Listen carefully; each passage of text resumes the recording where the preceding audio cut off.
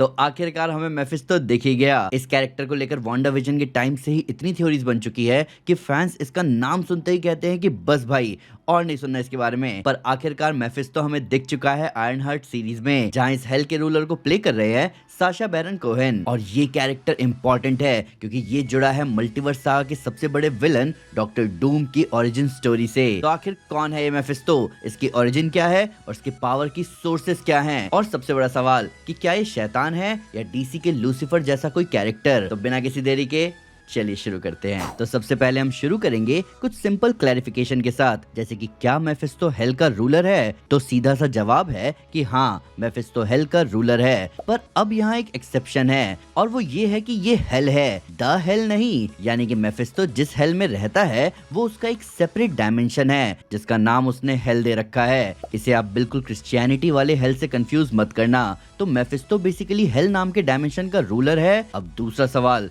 कि क्या मेफिस्टो ही सेटन या शैतान या लूसीफर जैसा कैरेक्टर है? तो इसका सिंपल सा आंसर है बिल्कुल भी नहीं। मेफिस्टो माइथोलॉजी वाला शैतान नहीं है। इनफैक्ट मेफिस्टो तो एक फॉलन एंजल भी नहीं है। मेफिस्टो एक बिल्कुल सेपरेट एंटिटी है जो कि एक डीमन की तरह एग्जिस्टेंस में आया था। तो इसकी हरकतें शैतान जैसी है पर ये उस कंसेप्ट को बिलोंग नहीं करता। तो इन दो क्लैरिफिकेशंस के बाद आओ मैं आपको बताता हूँ कि मेफिस्टो असल में है क्या। तो ये बात तब की है जब पूरे एग्जिस्टेंस में कुछ भी नहीं था।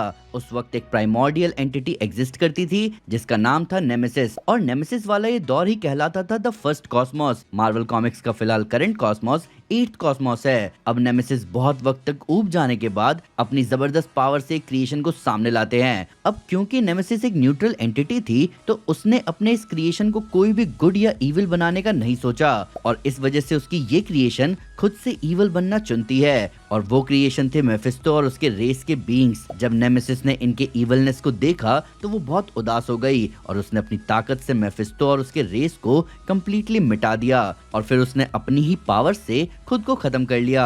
अब नेमेसिस के खत्म होने के बाद उसकी पावर्स के टुकड़ों ने इन्फिनिटी जेम्स का फॉर्म ले लिया और अब नए कॉस्मोस में मेफिस्टो और उसके डीमन रेस वापस से रीबॉर्न हुए। पर क्योंकि नेमेसिस ने ही उन्हें ठुकरा दिया था इस वजह से इन्फिनिटी जेम्स कभी भी मेफिस्टो को नहीं अपनाएंगे और इसी वजह से मेफिस्टो इन्फिनिटी जेम्स को कभी ट्रैक नहीं कर पाता। अब मेफिस्टो की ये ओरिजिन अभी तक की सबसे डिस्क्रिप्टिव मानी जाती है, वरना इसके अलावा मार्वल कॉमिक्स कभी भी मेफिस्टो को एक स्टैंड अलोन ओरिजिन नहीं देना चाहता।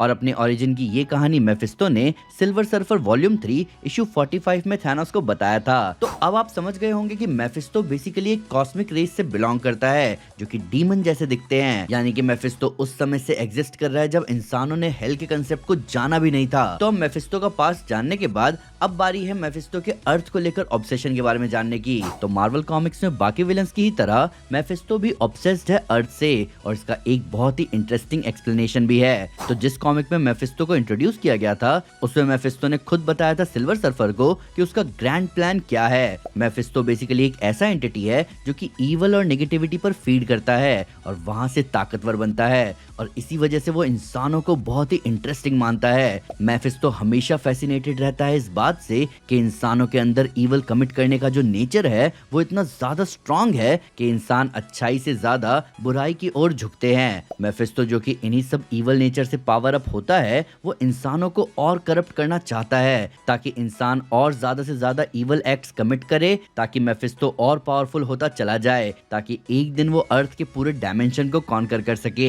और यही सबसे बड़ा रीजन है कि मेफिस्टो खुद के अपीयरेंस को एक डेविल के फॉर्म का रखता है, अपने डायमेंशन को हेल का नाम देता है ताकि इंसानों को लगे कि मेफिस्टो एक शैतान है। अब बात आती है कि मेफिस्टो को उसकी पावर्स ईवल और बुराई से मिलती है तो उसके दुश्मन कौन होंगे? तो इस बात का जवाब भी मेफिस्टो ने खुद दिया इसी सिल्वर सर्फर इशू 3 में, जहां मेफिस्टो जब सिल्वर सर्फर को देखता है तो वो सेंस कर पाता है कि सिल्वर सर्फर करेजियस है और उसका हार्ट प्योर है। और ये बात मेफिस्टो को इस कदर चिढ़ा देती है कि वो सिल्वर सर्फर को मार डालने के लिए निकल पड़ता है, जो कि हमें बताता है कि मेफिस्टो अच्छे और प्योर हार्ट वाले लोगों से बहुत ही ज्यादा नफरत करता है। उसका मानना है कि जब तक ऐसे अच्छे दिल के लोग एग्जिस्ट करेंगे तब तक उसका कंप्लीट डोमिनेंस का सपना पूरा नहीं होगा। इसीलिए या तो वो ऐसे दिल के अच्छे लोगों को मार डालता है या फिर वो उन्हें करप्ट करने के लिए निकल पड़ता है अलग अलग डील और स्कीम का लालच देकर। पर अब सवाल आता है मेफिस्टो दिखा है फेज 6 में जहां powers already of the charts जा चुकी है, तो फिर अब मेफिस्टो सरवाइव कैसे करेगा? तो जिन लोगों को नहीं पता उन्हें मैं बता दूं कि मेफिस्टो किंग ऑफ हेल यानी हेल लॉर्ड रहा है मिलियंस ऑफ ईयर्स तक। और मेफिस्टो एटलीस्ट इतना पावरफुल तो है ही कि वो अनबाउंड घोस्ट राइडर यानी कि ट्रू स्पिरिट ऑफ वेंजेंस यानी कि ज़ेराथोस को लाखों सालों तक अपना गुलाम बना के रखा था। अब ऑफ कोर्स क्रिएशन के ही समय से एग्जिस्ट करने की वजह से मेफिस्टो के पास मिलेनियर्स का एक्सपीरियंस है। ऊपर से अगर मेफिस्टो अपने रियल में है तो वो गैलेक्टस के इक्वल पावरफुल होता है, यानी कि वो गैलेक्टस से स्टीलमेट होने तक लड़ता रहता है। अपने रियल्म के अंदर वो रियलिटी का सुप्रीम मास्टर है, यानी कि वो किसी भी लेवल पर रियलिटी वॉर्पिंग कर सकता है। वो मैजिक पर महारत रखता है, ऊपर से वो इमॉर्टल भी है और उसकी सबसे बड़ी पावर है कि वो सोल मैनिपुलेशन की एबिलिटी रखता है। तो मेफिस्टो को हम किसी भी दिन एक कमजोर कैरेक्टर तो नहीं मान सकते। पर अब सबसे इंपॉर्टेंट सवाल कि मेफिस्टो ही एमसीयू का फ्यूचर कैसे हो सकता है। तो मेफिस्टो उन कैरेक्टर्स में से एक है जिसकी कहानी जुड़ी है कई इंपॉर्टेंट कैरेक्टर्स की स्टोरी से, जिनमें डॉक्टर डूम, डॉक्टर स्ट्रेंज और घोस्ट राइडर तक शामिल है। तो डॉक्टर डूम की ओरिजिन स्टोरी जुड़ी है मेफिस्टो से। डॉक्टर डूम यानी कि विक्टर वॉन डूम बेटा था एक डॉक्टर और एक विच का। वो बिलोंग करता था रोमानी ट्राइब को, उसके ट्राइब के लोग बिलोंग करते थे लेथवेरिया को और वो भागते फिर रहे थे अपने ही देश के बैरन से। पर एक दिन उसकी माँ ने मेफिस्टो से डील करी और कुछ पावर्स हासिल करी, जहां इस नई पावर से वो लेथवेरिया के एक गांव के सोल्जर्स को मार रही थी। पर तभी उसे समझ आता है कि मेफिस्टो ने इन पावर्स के बदले उस गांव के सारे बच्चों को खत्म कर दिया। विक्टर की माँ से देखा नहीं गया और वो रुक गई और हाथ आई गांव वालों के, जिन्होंने उसकी जान ले ली। पर तब भी मेफिस्टो रुका नहीं। उसने विक्टर की माँ के सोल को कैद करके हमेशा हमेशा के लिए तड़पाता रहा। लेथवेरिया का राजा बनने के बाद विक्टर डार्क आर्ट्स की मदद से समन करता है मेफिस्टो को और उससे डील करता है कि वो अपनी माँ की सोल को आजाद करवाने के लिए उससे लड़ेगा। मेफिस्टो डील मान जाता है इस शर्त पर कि हर साल वो उसे एक मौका देगा और जितनी बार वो मेफिस्टो से हारता जाएगा उतना ज्यादा उसके लोग उससे नफरत करने लगेंगे। और डूम मान जाता है। ये स्टोरी पार्ट है डूम की ओरिजिन का, जिसके बारे में और डिटेल में जानने के लिए मैं आपको मेरी हु इज डॉक्टर डूम वाली वीडियो रेकमेंड करूंगा। वही डॉक्टर स्ट्रेंज का मेफिस्टो के साथ डायनामिक भी डूम की वजह से ही शुरू हुआ था, जब वो डूम की मदद करता है उसकी माँ की सोल को वापस लाने में। ये story doctor strange Triumph and torment पे देखने को मिल जाती है, जहाँ डूम स्ट्रेंज के सोल को ट्रेड कर देता है अपनी माँ के लिए। पर जैसे ही उसकी माँ डूम को देखती है वो उसे चिढ़ जाती है, क्योंकि उसकी माँ की आखिरी ख्वाहिश ही यही थी कि विक्टर कभी भी मिस्टिक आर्ट्स के बारे में ना जाने।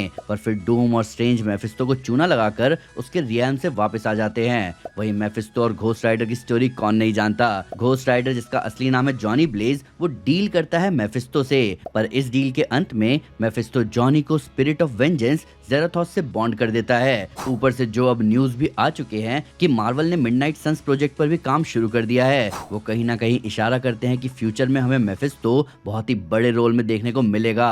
वही मिडनाइट सन्स की टीम का लीडर घोस्ट राइडर होने वाला है, जिस वजह से मेफिस्टो और घोस्ट राइडर की दुश्मनी हमें और फोरफ्रंट पे देखने को मिलेगी। वहीं अगर एमसीयू ने डूम की स्टोरी को भी दिखाना चाहा तो वो स्टोरी लाइन एक बहुत ही इमोशनल और स्ट्रॉन्ग डूम की स्टैंड अलोन मूवी बन सकती है। तो सीधी सी बात करें तो मेफिस्टो का एमसीयू में आना बहुत बड़ी बात है, जो कि आगे हिंट कर रहा है एक बहुत ही प्रॉमिसिंग मार्वल फ्यूचर का। पर आपका क्या कहना है अभी आयरन हार्ट में मेफिस्टो के दिखने के बारे में? क्या आप मेफिस्टो को एवेंजर्स डूम्सडे में देखना चाहेंगे? आइए कमेंट्स में इसके बारे में बात करें। वीडियो अच्छी लगी हो तो लाइक जरूर करें और चैनल को सब्सक्राइब करना ना भूलें। साथ ही साथ एक स्टेप आगे आकर अपने फेवरेट चैनल को सपोर्ट करें मेंबरशिप लेकर। Thank you guys, this is Aman Sinha and you are super super.